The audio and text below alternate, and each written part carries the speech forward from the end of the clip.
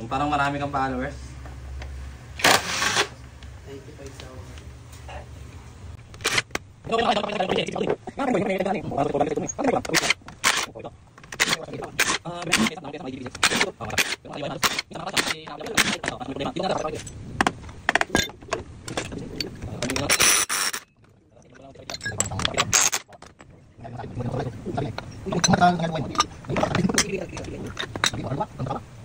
95.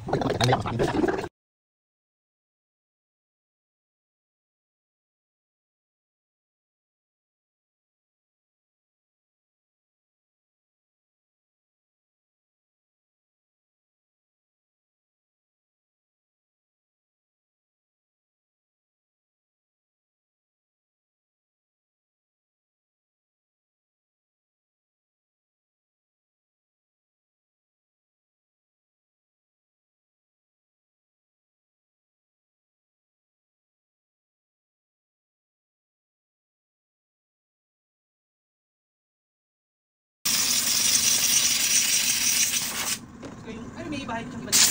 Para na. Tatlo lang sila doon. Third ba? Fourth. Doon kami dati lahat. Tapos nakakawa kami. Pwede yung pwede.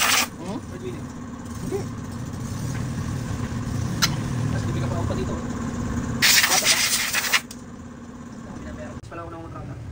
Sige mo, diba? Pero ano ha? 70 years ako sa company. Malakas ang marami din ako customer siguro mga nasa 4 tapos sumer ko rin na dating trabahan lang din ng Eminent Class ano. Ngayon mga kontrata na. Di kotse na. Nakabili lang ako ng bagong sakyan. Kaya nga naman pa, hindi natin yun. Malabo, sikat ng araw map. Tapos yung office ko bahay din. Tapos meron akong area ng publication ng maliit. Ang ano kasi ang mga kliyente namin dati, ang mga bahay. Pero nung una, saan ka pumapasok? Company, Australia. Company. Di ba, binasa kami ng project. Kung makausap kami, kasama sa amin lahat, pag-ordering. Ngayon, yung mayari, hindi ko po. Ngayon, kami talaga ng mayari. Tapos sila ngayon. Ganun talaga, pre. Gusto nila kasi ako tanggalin. Kaya sige, mag-ordering na lang ako. Para hindi kayo mahirap. Sinabi nga pa ng gano'n eh, kung kailan marami ka na talaga. Kapag malakas na loob mong... Yun yung matatagal yun yung gusto nilang gano'n eh. Yun yung maliit ba? Di ba naman problema doon kuya, parang doon sa ganung move, mas hindi kaya ka na magsalitan. Kasi kung hindi ka nila tatanggalin ko yan, ano ka pa rin, may... Tulad ko, negosyo ko, kailangan ko ng sasakyan, kailangan ko ng bagong sasakyan. Kasi pagkaan ko sa client yun eh. Kailangan ko ng magandang mga gamit, tools. Ano naman? Ano din, customize din. Pero pagdating sa mga damit, yung mga ganito-ganito, pre, ganito lang ako. Oo, normal.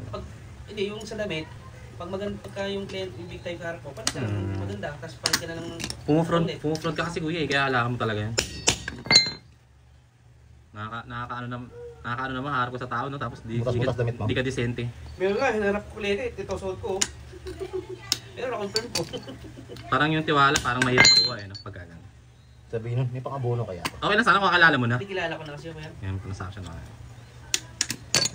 Kaya kami kailangan mo mag-blend. Nakapaligiran mo. Tsaka sila mismo tumatawag. Sila nangungulit. Pa! Bye-bye! School ka na? Tama ka na, paligyan mo na sarili mo. Ilan mo yun? Yung dalawa? Sabi parang...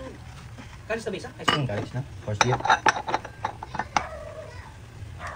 Iba yung bunso mo yun. Kulit yan. Dahil ko natibigan sa classroom yan. Anong luntok na klase niya yan eh. Kulit ka bata rin. Yung talaga. Baka mas worse pa ako sa kulit mo. Uy pa yung ano ko yan? Yung pen. Yung ang tawag doon? Hindi remote sa'yo no? Padali mo. Kahit ano lang. Mas may store mo pas kuya. Hindi naman. Muna naman gagawa sa'yo. Kaso lang hindi ko matututo pag gano'n. Kasi lagi kong maasa eh. Pag may kasama ka. Parang depende ka. Uy parang pabugan lang. Yung mga baka isang buwan yan, baka ma-monetize ka na ni, ano yan, ni Meta. Kasi marami pa maging, marami. Yan naman sa akin yung ano eh. Kung aanin ko siya pre, kung ikakaroon ko talaga. Follow kita, tapos ko yung page mo.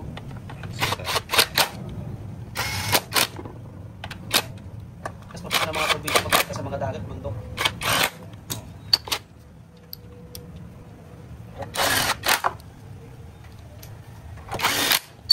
Sa mga vlog ng bahay. Bakit kayo mag-asawa na yan? Tatar? Nakaya ko yan. Ano yan? Luto ka niyan. Okay, umaga. Pag mahihayin sa kanya